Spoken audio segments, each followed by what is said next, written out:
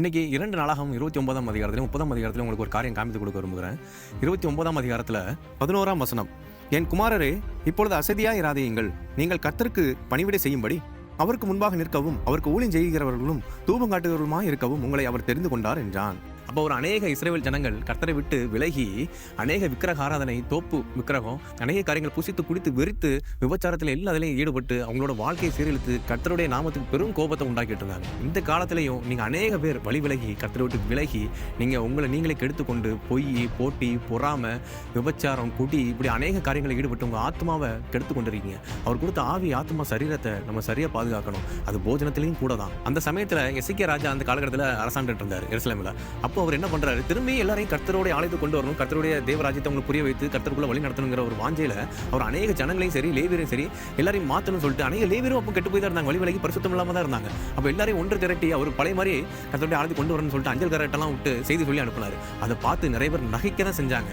அதுலேயும் ஒரு காரியம் 30ஆம் அதிகாரத்தில் நீங்கள் 11ஆம் வசனத்தில் உங்களுக்கு காமித்து கொடுக்குறாங்க. ஆகிலும் ஆசேரிலும் மனாசேயிலும் செபுலோனிலும் சிலர் மனத்தாழ்மையாகி எருசலேமுக்கு வந்தார்கள்.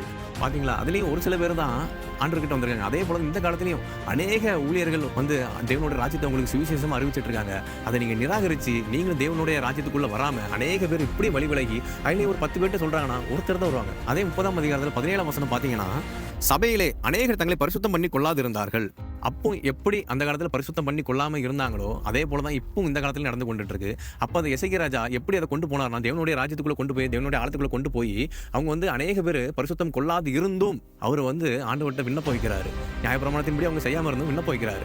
ஆண்டவர் எசேக்கியாவோட விண்ணப்பத்தை கேட்டு அந்த இஸ்ரவேல் ஜனங்களுக்கு அனுகூலம் செய்கிறார்.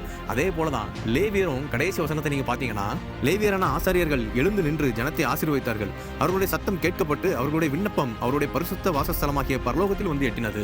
இதுல என்ன காரியங்கள் இது பண்ணலாம்னா, அநேக ஜனங்களையும் லேவியர்களையும் எப்படி பரிசுத்தமாக்கி தேவனுடைய ராஜ்யத்துக்குள்ள கொண்டு வந்தாரோ, அநேக காரியங்கள் அவங்களுக்காக ஜெபம் பண்ணி ஆண்டவர்கிட்ட கேட்டு பெற்றுக் கொண்டாரோ, அதே போல இந்த காலத்துல சபையிலிருந்து அநேக விசுவாசிகள், அநேக ஜனங்கள் வழி விலகி போறாங்க. அவங்களை கொண்டு வர்றது எனக்கும் தேவ பிள்ளைகளுக்கும் ஊழியக்காரர்களுக்கும் பெரிய கடமை இருக்கிறது. நான் அவங்களுக்காக ஜெபம் பண்ண மாட்டேன், அவங்க இப்படி பண்ணிட்டாங்க அப்படி பண்ணிட்டாங்க. தேவ பிள்ளைங்க ஒருபோதும் உங்களுக்கு தெரிந்தவர்களை நீங்க அவங்களை விட்டு விலகிறாதீங்க. நீங்களும் ஆண்டவர் கணக்கு கொடுக்குற மாதிரி ஆயிரும். அதே போல ஊழியக்காரங்க அவங்க சபை விட்டு போயிட்டாங்க, இவங்க என்ன ஏத்து பேசிட்டாங்க, இவங்க என்ன சக்தி நிமித்த கேள்வி கேட்கறாங்க அப்படின்னு சொல்லிட்டு அவங்க சபை விட்டு விளக்கவோ அவங்கள ஒரு குறை சொல்லி அவங்கள அப்புறப்படுத்தவோ நீங்க இது பண்ணிடுறாங்க. நீங்களும் ஆண்டவர் கணக்கு கொடுக்கணுங்கிறத மறந்துடாதீங்க. அதுதான் ஆண்டவராக இயேசு கிறிஸ்து சொல்றாரு மத்தேயு 5:44 வசனத்துல, நான் உங்களுக்கு சொல்லுகிறேன், உங்கள் சத்துருக்களை சிநேகியுங்கள், உங்களை சபிக்கிறவர்களை ஆசீர்வதியுங்கள், உங்களை பகைக்கிறவர்களுக்கு நன்மை செய்யுங்கள், உங்களை நிந்திக்கிறவர்களுக்காகவும் உங்களை துன்பப்படுத்துவர்களுக்காகவும் ஜெபம் பண்ணுங்கள். இந்த காரியத்தை ஆண்டவர் எதுக்கு சொல்லியிருக்காங்கன்னா, அவர்களை தட்டி அந்த காலத்துல எப்படி எசேக்கியா ராஜா கொண்டு வந்தாரோ அதே போல ஒரு ஆத்மாவும் ஆண்டவர் விட்டு வழி விலகி சாத்தங்களை பெறக்கூடாது. மனம் திரும்புங்கள், பரலோக ராஜ்யம் சமீபித்து இருக்கிறது.